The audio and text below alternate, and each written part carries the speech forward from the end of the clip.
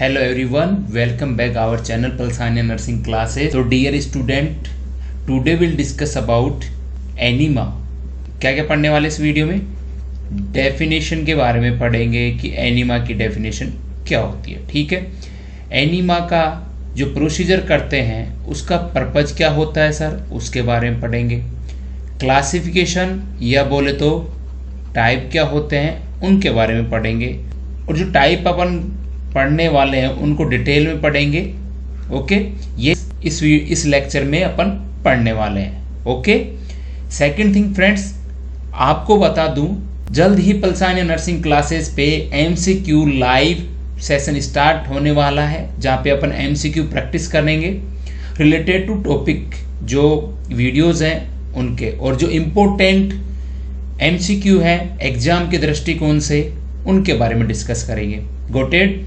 Next thing, weekly test series start होने जा रही है फ्री ऑफ कॉस्ट। ओके, उसके लिए आपको टेलीग्राम चैनल पे ज्वाइन होना होगा, उसका लिंक मैं डिस्क्रिप्शन में दे दूंगा। ठीक है, तो कोई दोस्त चैनल पे नया है तो चैनल को सब्सक्राइब जरूर कर लीजिए, साथ में बेल आइकन को प्रेस कीजिए ताकि आपको फर्दर नोटिफिकेशन इजीली मिल सके। ठीक है, अपने दोस्तों को शेयर कीजिए। ओके, तो चलिए आपका टाइम वेस्ट ना करते हुए आज का टॉपिक अपन स्टार्ट करने वाले हैं। तो फर्स्टली अपन बात करेंगे कि सर डेफिनेशन क्या होती है। किसकी डेफिनेशन पढ़ेंगे? एनीमा की। ओके, तो पेन कॉपी अपने हाथ में ले लीजिएगा ताकि आप नोट्स बनाना स्टार्ट कर दीजिए। ठीक है, अब बच्चों मैं बात कर रहा हूं यहाँ पे इसकी डेफिनेशन की कि सर एनीमा क्या होता है। तो एनीमा होता है बच्चों installation of the any solution into large intestine. ठीक है, कोई भी सॉल्यूशन, ठीक है, डेफिनेशन को समझना, कोई भी सॉल्यूशन जिसको लार्ज इंटेस्टाइन के अंदर क्या करवाया जाए, इंसेक्ट करवाया जाए, इंस्टॉलेशन करवाया जाए। ठीक है, एडमिनिस्ट्रेशन करवाया जाए। ठीक है, किसके थ्रू बच्चों? रेक्टम के थ्रू। ठीक है, रेक्टम के थ्रू। और क्यों करते हैं? इसके लिए वेरियस पर्पज होते हैं बच्चों। ठीक है, तो क्या हुआ? Installation of any solution into large intestine through the rectum for a various purpose. अगर मैं यहां पे बोलूं कि इसको अनदर डेफिनेशन में अगर बोलूं कि इसकी क्या होगी, तो क्या होगी? Small quantity of fluid, small quantity of fluid are administered in lower bowel through rectum। Okay, मैंने यहाँ पे क्या बताया बच्चों कि small quantity of fluid are administered in lower bowel through rectum. ठीक है, स्मॉल क्वांटिटी में कोई फ्लूइड एडमिनिस्टर करते हैं लोअर बाउल के अंदर। ठीक है, through the rectum. Same thing जो मैंने ऊपर डेफिनेशन बताई उसकी अदर लैंग्वेज में आप डेफिनेशन बना के ये भी लिख सकते हो। ठीक है, क्लियर आया समझ में? ठीक है, यहां पे अपन पर्पज की बात करेंगे बच्चों कि क्यों प्रोसीजर किया जाता है एनीमा का। ठीक है, फर्स्ट पॉइंट अगर बात करूं मैं, फर्स्ट पॉइंट यहां पे मैं बात करूं तो क्या होगा? क्लीन ए बावल, क्या? Clean a bowel to relieve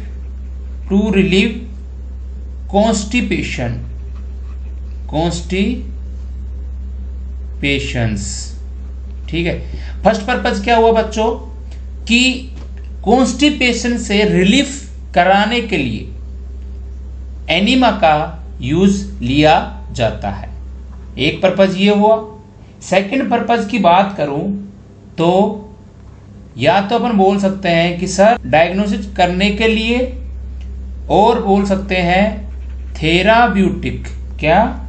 थेराब्यूटिक purpose के लिए एनीमा यूज में लिया जाता है या फिर एनीमा का प्रोसीजर किया जाता है। ठीक है, अब मैं बात करूं यहाँ पे थर्ड, न्यूट्रिशन के लिए भी एनीमा देते हैं। ठीक है, सारे में पर्पज लिखा रहा हूं, लिखते जाइए। और अब यहां पे बोल सकते हैं कि सर रिलीव गैसियस, क्या गैसियस बच्चों, डिस्टेंशन, गैसेस डिस्टेंशन से रिलीफ कराने के लिए भी एनीमा का यूज लेते हैं। लास्ट क्या है, रिड्यूस इन्फ्लामेशन, इन्फ्लामेशन को रिड्यूस कराने के लिए भी एनीमा का यूज में लेते हैं। ठीक है, 6 पॉइंट क्या है, कोई भी सर्जरी हो उससे पहले बिफोर सर्जरी क्लीन करते हैं किसको, बावल को। ठीक है, गॉट इट। मैंने फर्स्ट पॉइंट क्या बताया यहाँ पे आपको, कि फर्स्ट पॉइंट मैंने आपको यहाँ पे बताया बच्चों कि सर कॉन्स्टिपेशन से रिलीफ कराने के लिए अपन एनीमा का यूज में लेते हैं, या फिर बोल सकते हैं एनीमा प्रोसीजर करते हैं। ठीक है, सेकंड थिंग, कोई जांच के लिए, डायग्नोस्टिक पर्पज के लिए या फिर थेराप्यूटिक पर्पज के लिए, गॉट इट। थर्ड पॉइंट मैंने बताया न्यूट्रिशन के वास्ते। ठीक है, फोर्थ पॉइंट बताया कोई गैसियस डिस्टेंशन हो रहा है उससे रिलीफ कराने के लिए पेशेंट को, अगर यहाँ पे बोल सकते हैं कि अदर लैंग्वेज में कि अगर गैस पास नहीं हो रही है तो उससे रिलीफ कराने के लिए एनीमा यूज में लिया जा सकता है। ठीक है, सेकंड थिंग, अगर कोई इन्फ्लामेशन है उसको रिड्यूस करने के लिए भी एनीमा का यूज में लेते हैं बच्चों, ये पर्पज है। और कोई भी किसी भी प्रकार की टाइप की सर्जरी हो उससे पहले एनीमा प्रोसीजर किया जाता है, क्योंकि clean the bowel. Okay, got it. अब बात करते हैं इसके क्लासिफिकेशन की बात करेंगे यहाँ पे कि एनीमा का क्लासिफिकेशन कितने प्रकार से होता है और कैसे होता है उसके बारे में बात करेंगे। तो बच्चों यहाँ पे बात करते हैं कि क्लासिफिकेशन को अपन ये भी बोल सकते हैं टाइप्स ऑफ एनीमा, कितने प्रकार के एनीमा होते हैं। फर्स्टली मैं यहाँ पे बताता हूँ आपको कि क्या होता है। देखिए, फर्स्ट मैं बोलूँ बच्चों इवाक्वेंट एनीमा, ठीक है। सेकंड होता है रिटेंट एनीमा, ठीक है, ओके। रिटेंट एनीमा और इवाक्वेंट एनीमा, ठीक है, दो प्रकार के एनीमा होते हैं। अब फर्दर क्लासिफिकेशन देखने को मिलता है तो इवाक्वेंट एनीमा 3 प्रकार से होता है, 3 टाइप्स बोल सकते हैं, ठीक है। कौन कौन से ये देखिए मैं आपको बताता हूं, ठीक है। तो देखिए बच्चों, एक होता है सिंपल इवाक्वेंट एनीमा, ठीक है। सेकंड होता है मेडिकेटेड इवाक्वेंट एनीमा, 2 प्रकार के हो गए। लास्ट होता है कोल्ड एनीमा, ये किसके टाइप हो गए? इवाक्वेंट एनीमा के, ठीक है। अब रिटेंट का क्या होता है देखिए, आगे देखते हैं। एक मैंने बता दिया था इवाक्वेंट, ठीक है। अब बात करते हैं यहाँ पे कि रिटेंट एनीमा के टाइप की बात करने वाले हैं, ठीक है बच्चों। तो अगर आपको रिटेंट एक प्रकार से याद करें तो उसकी शॉर्ट फॉर्म, रिटेंट एनीमा को याद करने की ट्रिक का शॉर्ट फॉर्म है SANSE, सेंस, ठीक है। S for A4, N for S4 और E4। तो अब बात करेंगे यहाँ पे अपन S4। S4 का होता है स्टिमुलेंट एनीमा, ठीक है। A4 antacid enema, okay. Next nutrient enema, क्या होता है? न्यूट्रेंट एनीमा, ठीक है। S4 सेडेटिव एनीमा, ठीक है। E4 emollient enema. ठीक है, ये मैंने आपको 5 टाइप बताए हैं किसके, रिटेंट एनीमा के। Okay, clear. शॉर्ट ट्रिक क्या है इसकी, सेंस ये है। ठीक है, रिटेंट के 5 होताए हैं और जो इवाक्वेंट एनीमा है वो 3 प्रकार से होता है, सिंपल, मेडिकेट और कोल्ड। ठीक है, अब इसके अंदर जो मेडिकेट इक्विवेलेंट एनीमा है वो फर्दर क्लासिफाइड होता है। क्या होता है, फर्दर क्लासिफाइड। मैं इसको रब कर देता हूं ताकि आपको अच्छे से यहाँ पे क्लासिफिकेशन समझ में आ जाए। ठीक है, अगर किसी बच्चे का नोट्स रह गए हैं, छूट गए हैं, तो आप उसको राइट डाउन कर लीजिएगा। ठीक है, अब आप बोलोगे सर आपने बताया कि इसके मेडिकेटेड एनीमा होता है। जो मेडिकेटेड इवाक्वेंट एनीमा होता है किसका पार्ट है, इवाक्वेंट एनीमा। ठीक है, इवाक्वेंट का मतलब होता है खाली एक तरह से। ठीक है, इसके मैंने 5 टाइप, इसके टाइप फर्दर मैंने टाइप बताए हैं आपको। तो देखिए कौन कौन से होते हैं। देखिए इसकी फर्स्ट आता है यहाँ पे प्रोगेटिव एनीमा। ठीक है, सेकंड यहाँ पे आता है, सेकंड आता है एस्ट्रिंजेंट एनीमा। ठीक है, थर्ड इसी का आता है बच्चों कार्मिनेटिव एनीमा। ठीक है, फोर्थ आता है इसी का बच्चा एंथेल्मिंटिक एनीमा। ओके, और इसी का लास्ट आता है ओएल एनीमा। 5 प्रकार हो गए, प्रोगेटिव, एस्ट्रिजेंटिव एनीमा, कार्मिनेटिव एनीमा और एंथेल्मिंटिक एनीमा और ओएल एनीमा। ठीक है, अब इसके आगे जाके अपन बात करने वाले हैं इक्विवेलेंट एनीमा का। फर्स्टली से पढ़ने वाले अपन कि ये क्या होता है। ठीक है, अब बच्चों इसके अंदर सॉल्यूशन लेते हैं। क्या लेते हैं, इसके अंदर सॉल्यूशन लेते हैं। सॉल्यूशन क्यों, क्या होता है सॉल्यूशन, देखिए इसके अंदर बच्चों सोप प्लस में वाटर का एक सॉल्यूशन लेते हैं। ठीक है, जिसके अंदर 50 ml 50 ml लिक्विड सोप होता है। क्या होता है, लिक्विड सोप, प्लस में 1000 ml 1000 ml टैप वाटर होता है या फिर वाटर। ठीक है, यहां तक समझ में आया कि इसके अंदर सिंपल इक्विवेलेंट एनीमा के अंदर एक सॉल्यूशन लेते हैं जिसके अंदर सोप प्लस वाटर का मिक्सअप होता है, जिसके अंदर 50 ml लिक्विड सोप पाया जाता है और 1000 ml वाटर पाया जाता है। ठीक है, अब देखिए, और ये सर अब आप बोलोगे सर सिंपल इवाक्वेंट एनीमा का यूज क्या है। तो बच्चों मैं आपको बता दूं यूज क्या है। देखिए यूज की बात आती है तो यहां पे मैं लिख देता हूं यूज। क्या यूज होता है, राइट डाउन कर लेना, use to relieve constipation.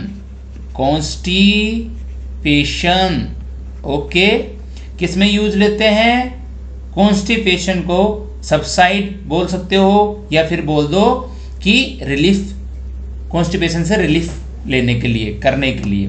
Okay, कोई पेशेंट को कॉन्स्टिपेशन है तो उस टाइम में अपन ये सॉल्यूशन यूज में ले सकते हैं। सेकंड थिंग, इसी के अंदर मैं बात करूं तो नॉर्मल सलाइन भी एक सॉल्यूशन की तरह काम में लेते हैं। कैसे, नॉर्मल सलाइन काम में ले लिया। ओके, क्यों सर, कब लेते हैं, तो बच्चों मैं आपको बता दूं कोई भी surgery use before any surgery, normal saline कब काम में लेते हैं, कोई भी सर्जरी हो। ठीक है, सेकंड, जैसे कि मैं यहाँ पे एग्जाम्पल बताऊं कि किस टाइप की सर्जरी हो तब नॉर्मल सलाइन काम में लेते हैं। जैसे कि LS-CSS, सीजेरियन सेक्शन वगैरह जो डिलीवरी करवाई जाती है उनके अंदर। एक है बच्चों मेगा कोलन, ठीक है, mega colon surgery etcetera. Okay, अब मैं आपको बताऊं कि जो नॉर्मल सलाइन का सॉल्यूशन लेते हैं, क्या ध्यान दीजिए दोबारा, जो नॉर्मल सलाइन का सॉल्यूशन यूज में लेते हैं, उसी को प्यारे बच्चों अपन सलाइन एनीमा भी बोल सकते हैं। इट मीन्स सिंपल इवाक्यूएंट एनीमा, उसके अंदर नॉर्मल सलाइन यूज में लेते हैं तो सलाइन एनीमा बोल सकते हैं। देखिए बच्चों, ठीक है, नॉर्मल सलाइन यूज में लेते हैं, इट मीन्स सॉल्यूशन लेते हैं। और इसका पर्पज क्या है बच्चों? इसका पर्पज है कि sir to induce defecation, okay. Next, to treat constipation, ठीक है, यहां तक लिख लिया। इसके अंदर सॉल्यूशन जो काम में लेते हैं वो कौन कौन से होते हैं देखिए। एक तो सोप जेली काम में लेते हैं, ठीक है, जेली, ओके। नेक्स्ट लेते हैं क्या, जो टैप वाटर होता है वो यूज में लेते हैं, ठीक है। थर्ड लेते हैं नॉर्मल सलाइन, ठीक है। और फोर्थ लेते हैं फ्लूएंट एनीमा, ठीक है। ये फ्लूएंट एनीमा क्या होता है देखिए, इसी को अपन सोडियम फोस्फेट एनीमा भी बोल देते हैं, ठीक है। गोटेड किसको? फ्लूएंट एनीमा को, ठीक है। इसके अंदर सोडियम पोटेशियम पाया जाता है, ठीक है। क्लियर? मैंने क्या पढ़ाया? मैंने पढ़ाया सिंपल इवाक्यूएंट एनीमा, ठीक है। और नॉर्मल सलाइन जो यूज में लेते हैं इसी को अपन सेलेनाइन एनीमा बोलते हैं, ठीक है। अब जो मैंने क्लियर करवाया आपको यहाँ पे कि सिंपल इवाक्यूएंट एनीमा, इसी को बच्चों दूसरे नाम से जाना जाता है। वो नाम क्या है? क्लीनिंग एनीमा के नाम से भी जान, क्योंकि ये बाउल का क्या करता है? क्लीन करता है, एक तरह से वॉश करता है। सिंपल इवाक्यूएंट एनीमा का यही होता है, जो कॉन्स्टिपेशन वाला पेशेंट होता है उसको रिलीफ प्रोवाइड कराता है, कॉन्स्टिपेशन को ब्रेक डाउन करता है, ठीक है बच्चों। और मैंने यहाँ पे बता दिया है सॉल्यूशन क्या लेते हैं क्या नहीं लेते हैं, ठीक है। चलिए अब बच्चों बात करेंगे अपन मेडिकेटेड इवाक्यूएंट एनीमा। उसका फर्स्ट है यहाँ पे प्रोगेटिव एनीमा, ध्यान से समझना, ठीक है।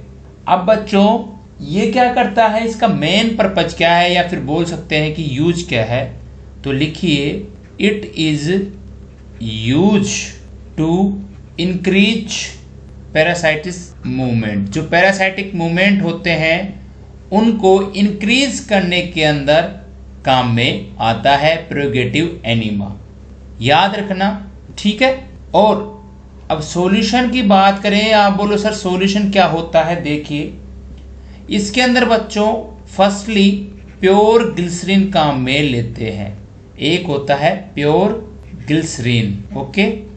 अब नेक्स्ट जो सॉल्यूशन लेते हैं बच्चों, क्या लेते हैं? ग्लिसरीन, क्या? ग्लिसरीन रेशियो या प्लस वाटर। अब बोलोगे सर रेशियो क्यों, तो देखिए बच्चों यहाँ पे रेशियो के अंदर पूछे आपको या आपको बताना हो तो क्या बताओगे कि सर 1:2, 1:2, ठीक है। क्या? Glycerine 1 ratio water 2, okay. Third बात करूं बच्चों यहाँ पे मैं, ग्लिसरीन रेशियो कैस्टोर ऑयल, ठीक है। कैस्टोर ऑयल और ग्लिसरीन का रेशियो होता है, वो क्या होता है? रेशियो होता है सर 1:1, ठीक है। अब बात करता हूं यहाँ पे मैं आगे कि जो फोर्थ होता है जैसे कि मैग्नीशियम, ठीक है, magnesium ratio sulphate ratio glycerine, ठीक है बच्चों। और मैग्नीशियम को अपन MgSO4 भी बोलते हैं, ठीक है। अब इनका रेशियो क्या होता है देखिए, 1:2:3। अगर इनको ml में करें, क्या इनको ml में देखें तो क्या होगा? 30 ml रेशियो 60 ml 90 ml, ठीक है। अगर ये SO4 अपन 30 ml ले रहे हैं तो उसका डबल अपन सल्फेट लेंगे, सल्फेट लिया, ठीक है, और MgSO4e से ट्रिपल ग्लिसरीन लेंगे। मतलब कि मान लीजिए यहाँ पे अपने 30 ml MgSO4 लिया तो वहां पे आपको सल्फेट 60 ml लेना पड़ेगा और ग्लिसरीन 90 ml, ठीक है, यहां तक क्लियर। अब देखो एक मजे की बात बताता हूं आपको, ठीक है, नोट डाल लेना यहाँ पे, वो आपको मैं बताता हूं बच्चों। अब बोलो सर इसका मैं बताऊं आपको बच्चों कि जो प्यूरिगेटिव एनीमा होता है वो क्या करता है, स्पेशली चाइल्ड के अंदर जो रिक्स होता है डायरिया का जो रिक्स होता है बच्चों उसको रिड्यूस करता है। समझ में आया मैंने क्या बोला? देखिए मैंने बोला कि जो प्यूरिगेटिव एनीमिया होता है वो बच्चों के अंदर जो डायरिया का रिस्क फैक्टर होता है उसको रिड्यूस करता है, ठीक है। और इसका जो मेन यूज होता है प्यूरिगेटिव एनीमा का बच्चों वो होता है पैरास्टेटिक मूवमेंट को बढ़ाने का काम करता है, ठीक है। हो गए, ये मैंने आपको सॉल्यूशन बता दिए हैं, कितने अमाउंट में क्या लेते हैं, कितना रेशियो लेते हैं, ठीक है, गॉट इट। अब मैं बात करने जा रहा हूं नेक्स्ट, क्या मैं यहाँ पे बात करूंगा तो बच्चों यहाँ पे अपन कार्मिनेटिव एनीमा पढ़ने वाले हैं, ठीक है। इसी को दूसरे नाम से जाना जाता है क्या, एंटी स्पाज्मोडिक एनीमा के नाम से भी जानते हैं, ओके। अब इसका पर्पज क्या है वो देखिए, पर्पज देखिए बच्चों, use to relieve gaseous distension, main purpose होता है कार्मिनेटिव एनीमा का, ठीक है। डिस्टेंशन टू पास फ्लैटस क्या होता है, देखिए पर्पस देखिए, use to relieve gaseous distension to pass flatus क्या होता है बच्चों, जो स्टोमक के अंदर जो एयर बनती है ना उसको फ्लैटस बोलते हैं, गॉट इट, ठीक है। अब यहाँ पे मैं बोलूं कि इसका सॉल्यूशन क्या होता है, क्या सॉल्यूशन, तो आप बोलोगे कि सर तारपिन होता है, सर तारपिन ऑयल प्लस में वाटर, तारपिन ऑयल और वाटर का सॉल्यूशन बनाया जाता है, एक तो ये बात हुई, ठीक है। दूसरा सॉल्यूशन क्या लेते हैं बच्चों, मिल्क प्लस मोलासिस। अब यहाँ पे मोलासिस क्या होता है, जिसको अपन हिंदी में बोलते हैं गुड़, ठीक है, क्या बोलते हैं, गुड़ और दूध को मिला के सॉल्यूशन बनाया जाता है, milk plus molasses, okay, clear, got it. Next पढ़ने वाले हैं अपन एस्ट्रिंजेंट एनीमा, ये क्या होता है सर, एस्ट्रिंजेंट एनीमा क्या होता है, देखिए सबसे पहले इसका यूज होता है, क्या होता है देखिए, use to reduce intestinal inflammation and check bleeding. क्या समझे कि सर इसको यूज करते हैं, जो इंटेस्टाइनल इन्फ्लामेशन होती है उसको कम करने के लिए, रिड्यूस करने के लिए, ठीक है। उसके साथ साथ जो ब्लीडिंग होती है उसको भी चेक कर लिया जाता है, ठीक है। या बच्चों इसी को आप अदर लैंग्वेज में बना के बोल सकते हो, क्या बोल सकते हो, ओब्लिक करो यहाँ पे और देखिए, astringent enema use to reduce inflammation of bowel, ठीक है, ऐसे भी बोल सकते हैं इसको। अब मैं बोलूं कि बच्चों इसके अंदर जो सॉल्यूशन लेते हैं वो क्या लेते हैं, देखिए इसके अंदर बच्चों सॉल्यूशन लेते हैं, एक तो होता है सिल्वर नाइट्रेट, ठीक है, और दूसरा होता है एलम प्लस वाटर। एलम क्या होता है बच्चों, जो फिटकरी होती है ना, जो गांवों के अंदर सैलून पाई जाती है उनके अंदर आज भी फिटकरी का यूज में लेते हैं, ओके, उसी को एलम बोलते हैं। एलम प्लस वाटर यूज का सॉल्यूशन बनाया जाता है और इस प्रकार के एनीमा के अंदर, एस्ट्रिंजेंट एनीमा के अंदर, ठीक है। सेकंड, इसके अंदर सर सिल्वर नाइट्रेट देते हैं, या फिर इसी के साथ मैं जोड़ दूं टेनिक एसिड भी देते हैं, ठीक है। अब एक यहाँ पे नोट डालिए, यहाँ पे एस्ट्रिंजेंट एनीमा क्या यूज में आता है, क्यों यूज में लेते हैं। देखिए, इन्फ्लामेशन को तो रिड्यूस करता है, साथ ही साथ ये प्रिवेंट करता है बच्चों, प्रिवेंट करता है किससे, डायरिया कंट्रोल करने के अंदर ये क्या एक तरह से हेल्पफुल है, प्रिवेंट करता है, ठीक है। हेल्पफुल लिख दो या फिर कंट्रोल, ठीक है, गॉट इट। अब नेक्स्ट पढ़ने वाले हैं डी, एंटी हेलमिंथिस एनीमा क्या होता है। देखिए, एंटी हेलमिंथिस एनीमा क्या होता है। देखिए, सबसे पहले एंटी हेलमिंथिस का नाम सुनते ही आपको याद आना चाहिए कि क्या, कि सर ये यूज करते हैं टू डेस्ट्रॉय, सर ये यूज करते हैं to destroy growth of parasite, ठीक है। किसमें यूज में लेते हैं, देखो कि सर जो ग्रोथ होती है पैरासाइट की, उसको डेस्ट्रॉय करने के लिए काम में लिया जाता है।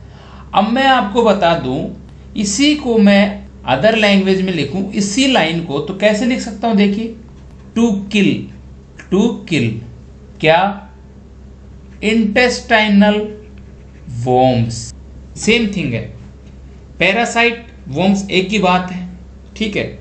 इसके अंदर मेनली जो वॉर्म्स पाई जाती है, स्टूल के अंदर पाया जाता है, ये बच्चों के अंदर ज्यादा देखने को मिलता है वॉर्म्स, ठीक है।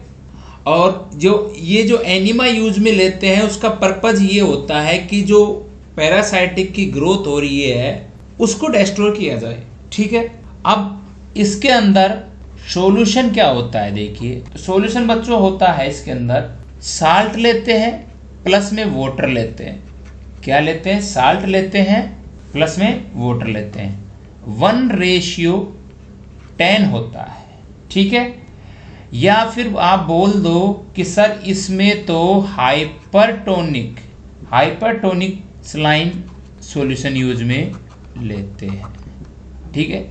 आईवी थेरेपी के अंदर देखोगे हाइपोटोनिक सॉल्यूशन क्या होता है, वो आगे डिटेल से पढ़ाएंगे, ठीक है, ओके, समझ में आया।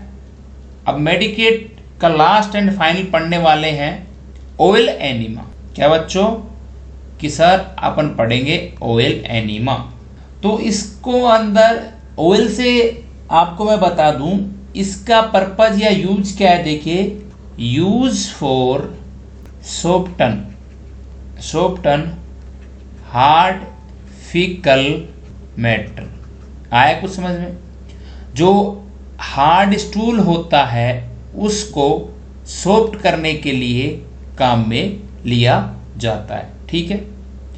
कॉन्स्टिपेशन है और उसके साथ साथ जो स्टूल है वो हार्ड है, हार्डनेस इन नेचर है, तो ओएल एनीमा यूज में लेते हैं ताकि वहां पे जो फिकल स्टूल है उसको सॉफ्ट किया जा सके, ठीक है। या फिर इसी को मैं अदर लैंग्वेज बोल दूं बच्चों, तो क्या बोलूं कि oil enema is use for softening of stool. दोनों बातें एक बात है, कोई दिक्कत नहीं, जो याद रहे वो कर लेना, ठीक है। तो बच्चों यहाँ पे बोलो सर सॉल्यूशन क्या लेते हैं इसके अंदर, ये तो बताइए, हमें बताएंगे, सुनिए। ऑयल काम में लेते हैं, ऑलिव तेल क्या होता है, ऑयल क्या होता है, आपने नाम सुना होगा जूतन का ऑयल या तेल, जूतन का तेल, ठीक है, समझ गए ऑलिव का मतलब, ठीक है। स्वीट ऑयल, ठीक है, और कैस्टर ऑयल भी काम में ले लेते हैं, ठीक है। अब इसके अंदर आपको जितने भी मैंने एनीमा के टाइप पढ़ा रहा हूं उसके पर्पज या यूज याद रखने, सॉल्यूशन रेशियो क्या होता है वो आपको याद रखना है, ठीक है। इवाक्यूएट एनीमा का लास्ट एंड फाइनल टाइप है, क्या है, कोल्ड एनीमा। तो कोल्ड से आपको पता चल रहा है ठंडा, क्या ठंडा। तो बच्चों में इसको कोल्ड एनीमा को अगर मैं लिख दूं आइस एनीमा, तो बच्चों क्या ये गलत है? नहीं, ये गलत नहीं है। इसी को आप बोल सकते हो कि cold enema it is also known as ice enema. ठीक है, अब सुनिए मजे वाली बात कि sir cold enema, ice enema, ice जो यूज में लेते हैं, क्यों लेते हैं? इस एनीमा की क्या रिक्वायरमेंट है? देखिए बच्चों, फर्स्टली इसका पर्पज की बात करूं मैं, पर्पज की बात करूं तो फर्स्टली ये आता है कि it reduce elevated body temperature. जो एलिवेटेड बॉडी टेम्परेचर होता है उसको रिड्यूस करने के काम में हेल्प में आता है। ठीक है, या फिर मैं बोलूं अदर डेफिनेशन इसकी कि it is use in hyperpyrexia to reduce the body temperature. अब ये पायरेक्सिया क्या होता है? ये फीवर को बोलते हैं। ठीक है, फीवर भी मैं आपको डिटेल में पढ़ाऊंगा, कितने प्रकार का फीवर होता है, इंटरमीडिएट जो भी है मैं आपको अच्छे से पढ़ाऊंगा। पायरेक्सिया किसको बोलते हैं? फीवर को बोलते हैं। ठीक है, और इसी के साथ साथ क्या हुआ, कोल्ड जो एनीमा, आइस एनीमा है, वो एलिवेटेड बॉडी टेम्परेचर को क्या करता है बच्चों? रिड्यूस करता है, कम करता है, इसीलिए यूज में लेते हैं। अब देखिए मजे वाली बात अब आने वाली है सॉल्यूशन में, कि इसका सॉल्यूशन किस प्रकार से लेते हैं। देखिए इसका सॉल्यूशन बच्चों, इसका सॉल्यूशन क्या होता है? देखिए फर्स्टली इसके अंदर जो यूज लेते हैं वो टैब वाटर यूज में लेते हैं। ठीक है, गॉट इट। और इसका जो टेम्परेचर होता है टैब वाटर का 65 to 85 फ़ारेनहाइट होता है। ठीक है, बट कई बुक के अंदर आपको 80 to 90 फ़ारेनहाइट भी देखने को मिल सकता है। ठीक है, तो एवरेज माने तो आप 75 to 90 भी एवरेज मान सकते हो फ़ारेनहाइट, या फिर दोनों में से ऑप्शन आपको एक दे रखा है तो इनमें से आप प्रेफर कर सकते हो। तो आज मैंने आपको क्या क्या पढ़ाया है? मैंने एनीमा के बारे में टाइप्स बताए हैं, उसका एक टाइप हमने पढ़ा है और उसके भी अपन सब टाइप कंप्लीट कर लिए हैं। ठीक है, अगर आपको ये वीडियो अच्छा लगा है तो चैनल को सब्सक्राइब कीजिए और पलसानिया नर्सिंग क्लासेस की फैमिली से जुड़िए और ज़्यादा से ज़्यादा अपना प्यार सपोर्ट बनाए रखिए। और सीखने को आपको यहाँ पे नॉलेजेबल वीडियो मिलेंगे। पढ़ते रहिए, घर पे रहिए, सुरक्षित रहिए। ठीक है, जय हिंद, जय भारत।